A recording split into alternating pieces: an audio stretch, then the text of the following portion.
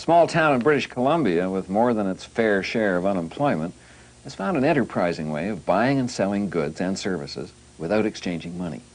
Here's Kathy Chilko with the story. There's a revolution happening here in Courtenay. It's called the LET system, and it allows its members to buy things that they need without having a lot of cash on hand. And for the people of Courtenay, where unemployment is still a problem, this has become a way to survive. The LET system is the brainchild of Michael Linton, a man with various credits to his name: electrical engineering, computer analysis, business degrees, and a back therapy practice. For the past 3 years, though, he spent most of his time running and promoting the non-profit LET system in his home in Courtenay.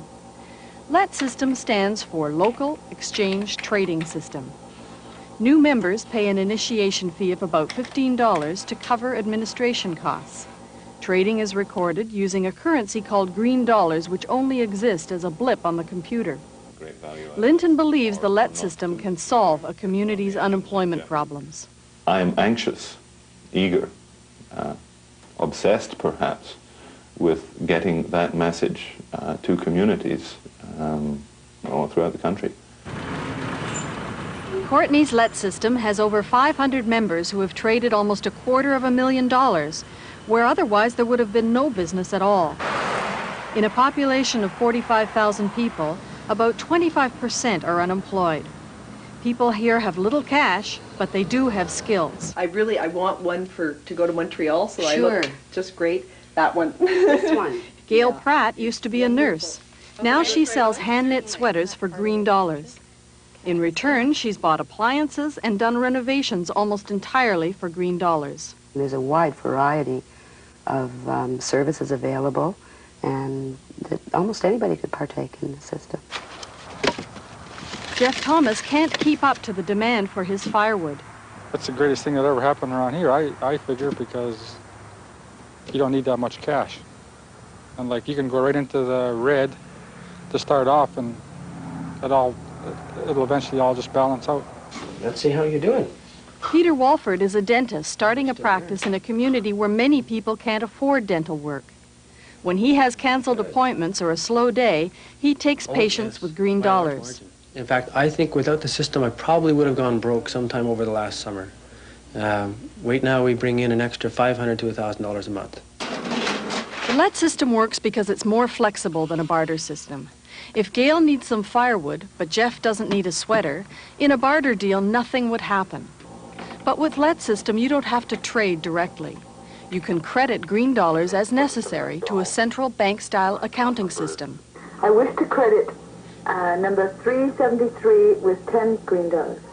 There are no debts, no interest charges, and no repayment schedules. This is how a transaction in the LET system works. How are you? Fine, how are you? Gail, the knitter, needs some dental work for her son. She goes to Peter Walford, who charges her 75% green dollars and 25% cash. Jeff. Hello, Peter. Peter buys firewood from Jeff Thomas, 50% green, 50 cash, and phones in the transaction. Number 478 with $70 green for firewood. Jeff buys groceries from the food store run by LET system member Jim Laux for 20% green. And finally, Jim orders a sweater for his wife from Gail Pratt. Hi, Gail. Each person treats the green they earn as income. They keep careful accounts and put aside enough federal dollars to cover the income tax required. Very little cash has changed hands, but everyone gets what they need, and they stay in business. Great. Linton has managed to launch 20 other LET systems across BC, the U.S., and into England. Oh, have you got one? More and more high-powered economists and academics are intrigued by the idea. Economist and politician Eric Kearns sees it as an answer to a lot of people's needs. They're looking for institutions where they can put their money and the money will stay within the community, you know, and be cycled and recycled back again from investment to consumer goods and back again.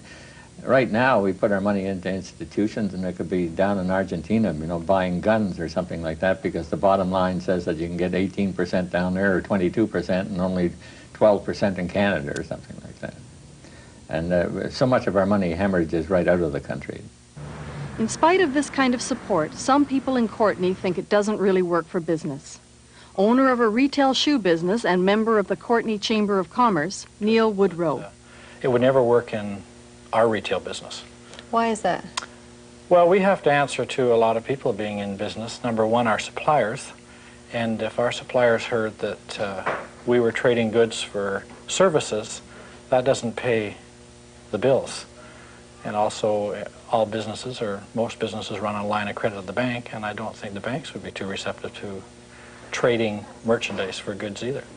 Guy Dauncey, an economist visiting from England, is convinced it can work. We have to remember that every single big new idea that happened, like landing on the moon or flying or understanding about meteorites, was really weird to most people. It's easier not to think about new ideas.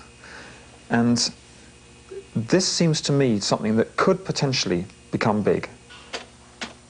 All LET supporters are certain of one thing. It cannot be an alternative to our cash economy, but as an addition to it, LET system can create business where none existed before. We think we've got an answer to the central issue. The central issue is the structural problems of money. And we've got a method that handles that very nicely, thank you, without posing any conflict or challenge with the existing systems. We want to see it move.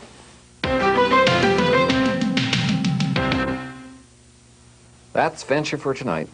I'll be away for the next 2 weeks. The host for next week will be Michael Bond. I'm Patrick Watson. Good night.